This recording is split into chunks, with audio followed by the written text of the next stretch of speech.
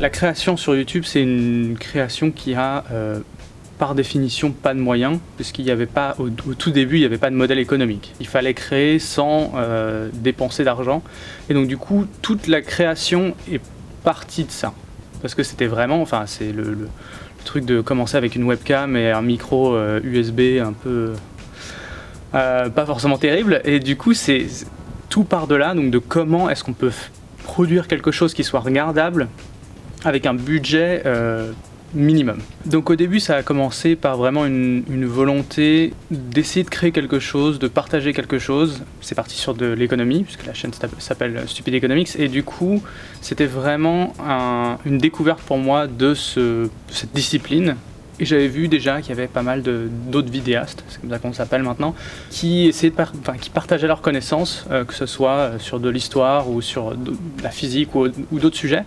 Et moi j'ai commencé à m'intéresser à l'économie, sans être vraiment un expert dans ce domaine-là, mais j'avais déjà envie de partager, d'écrire, et très vite c'est venu en fait de l'écriture jusqu'à la mise en vidéo, de cette envie de partage. Et c'est venu comme ça, mais sans avoir forcément d'idées préconçues ou d'ambition particulière. C'est venu une vidéo après l'autre. Et aujourd'hui, ça fait 5 ans.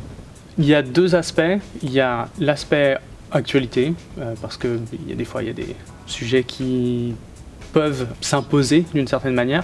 Et puis l'autre aspect, c'est vraiment, pour reprendre à l'initiative du début, c'est vraiment partager des connaissances ou partager des sujets et avoir l'impression qu'on peut apporter quelque chose à ce niveau-là. Donc ça va être des grands sujets de l'économie, genre, je sais pas, l'économie de la santé ou l'économie de la migration ou des choses comme ça. Donc plutôt sur des thématiques en fait. Il y a 3 gros modèles de production sur Internet. Le premier, c'est par la pub pré-roll. Donc c'est des pubs très courtes qui viennent en début de vidéo. Le but là, c'est de faire un maximum de vues pour mettre un maximum de pubs pré-roll. La deuxième modèle, c'est les contenus sponsorisés. Donc là, une grosse vidéo qui fait beaucoup de vues et où on va mettre 1 minute ou 30 secondes d'un annonceur bien spécifique dedans, ce qui peut générer un modèle économique en fait.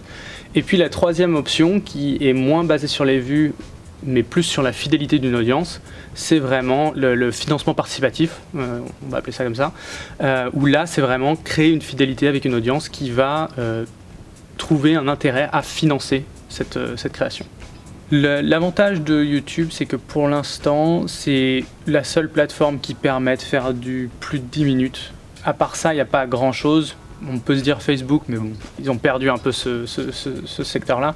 Pour nous, il n'y a que YouTube qui est pertinent pour ce type de production.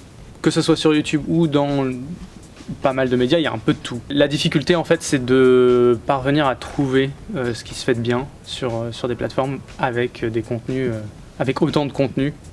Ça peut être relativement compliqué. C'est aussi tout le rôle de la confiance qu'on peut placer envers les différents producteurs de contenu. Et ça, c'est aussi des aspects assez importants.